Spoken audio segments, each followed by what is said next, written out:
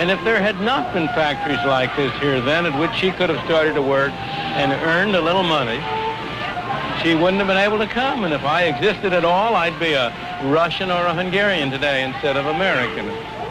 Of course, she didn't stay here a long time. She stayed here while she learned the language, while she developed some feeling for the country, and gradually she was able to make a better life for herself.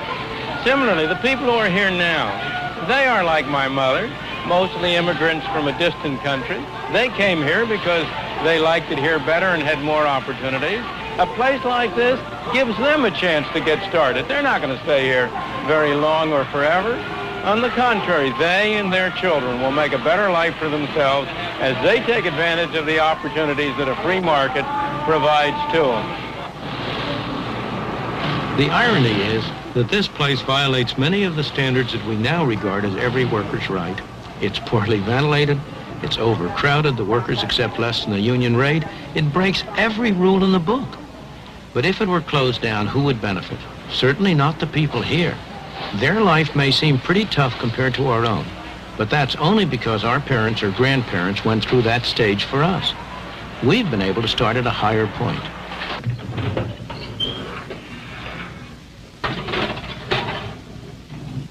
Frank Vasali's father was 12 years old when he arrived all alone in the United States. He'd come from Sicily. That was 53 years ago. Frank is a successful dentist with a wife and family. They live in Lexington, Massachusetts.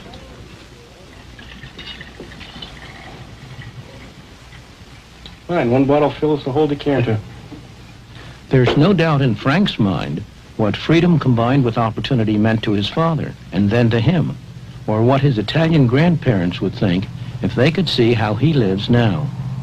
They would not believe what they would see, that a person could immigrate from a small island and make such success out of their life, because to them they were mostly related to the fields, working in the field as a peasant.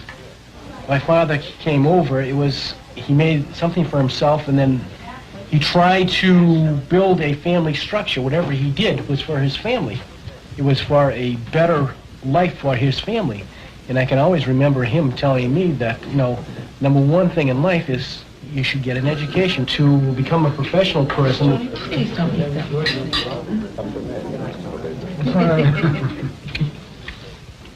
The Vasali family, like all of us who live in the United States today, owe much to the climate of freedom we inherited from the founders of our country.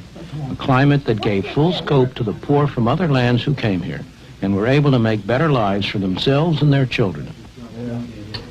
You girls gonna have this? Yeah. You, Chris? I know you don't want the whipped cream. But in the past 50 years, we've been squandering that inheritance by allowing government to control more and more of our lives instead of relying on ourselves. We need to rediscover the old truths that the immigrants knew in their bones, what economic freedom is and the role it plays in preserving personal freedom.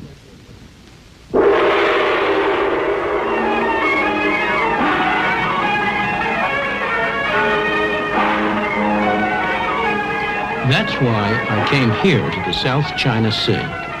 It's a place where there's an almost laboratory experiment in what happens when government is limited to its proper function and leaves people free to pursue their own objectives. Hong Kong, a place with hardly any natural resources. About the only one you can name is a great harbor. Yet the absence of natural resources hasn't prevented rapid economic development.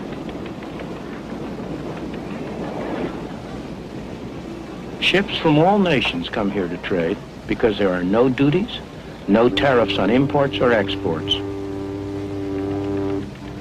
The power of the free market has enabled the industrious people of Hong Kong to transform what was once barren rock into one of the most thriving and successful places in Asia. Like America a century ago, Hong Kong in the past few decades has been a haven for people who sought the freedom to make the most of their own abilities. Many of them are refugees from countries that don't allow the economic and political freedom that's taken for granted in Hong Kong. Despite rapid population growth, despite the lack of natural resources, the standard of living is one of the highest in all of Asia. People work hard, but Hong Kong's success is not based on the exploitation of workers. Wages in Hong Kong have gone up fourfold since the war, and that's after allowing for inflation. The workers are free to work what hours they choose, free to move to other jobs if they wish. The market gives them that choice. You can be sure that somebody somewhere is willing to pay for these cheap plastic toys. Otherwise, they simply wouldn't be made.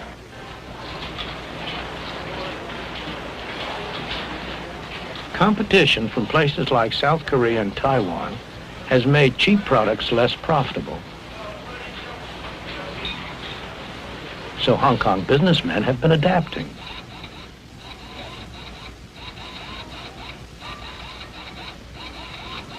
They've been developing more sophisticated products and new technology that can match anything in the West or East. And their employees have been developing new skills.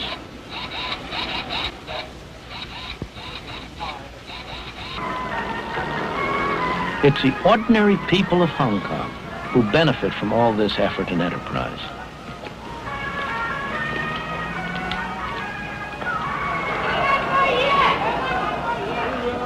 This thriving, bustling, dynamic city has been made possible by the free market. Indeed, the freest market in the world.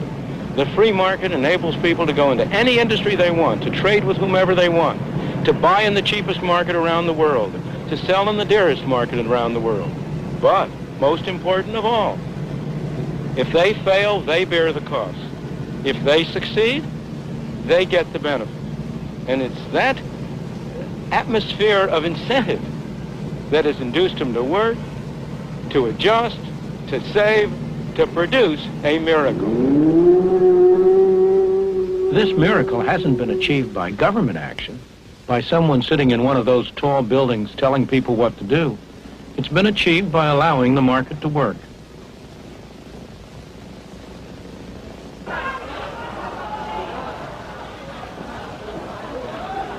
Walk down any street in Hong Kong and you'll see the impersonal forces of the market in operation. Mr. Chung makes metal containers. Nobody's ordered him to. He does it because he's found that he can do better for himself that way than by making anything else. But if demand for metal containers went down, or somebody found a way of making them cheaper, Mr. Chung would soon get that message. A few doors away, Mr. Yu's firm has been making traditional Cantonese wedding gowns for 42 years. But the demand for these elaborate garments is falling. The firm has already gotten that message and is now looking for another product. The market tells producers not only what to produce, but how best to produce it through another set of prices. The cost of materials, the wages of labor, and so on.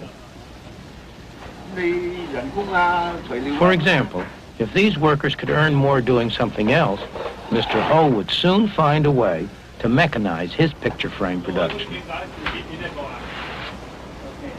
Inside this Chinese medicine shop, a market transaction's going on. The customer's confidence that this painful-looking ordeal will help him doesn't rest on any official certification of the bone doctor's qualifications. It comes from experience, his own or his friends.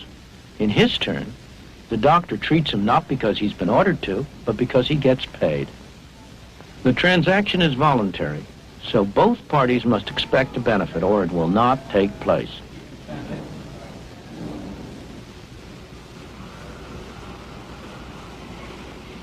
Believe it or not, this backyard is the entrance to a factory.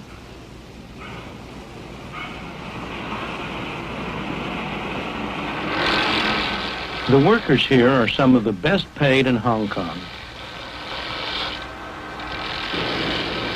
It's hot, sticky, and extremely noisy.